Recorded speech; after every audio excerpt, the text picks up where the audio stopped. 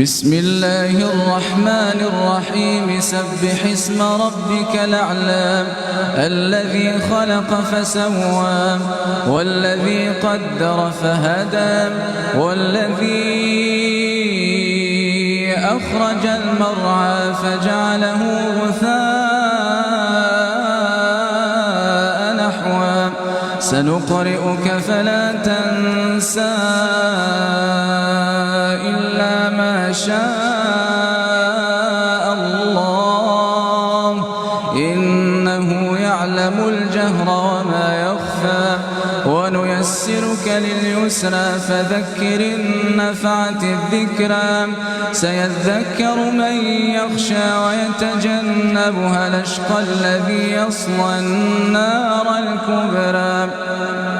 ثم لا يموت فيها ولا يحيا قد أفلح من تزكى وذكر اسم ربه فصلى بل تؤثرون الحياة الدنيا والآخرة خير وأبقى إن هذا لفي الصحف الأولى صحف إبراهيم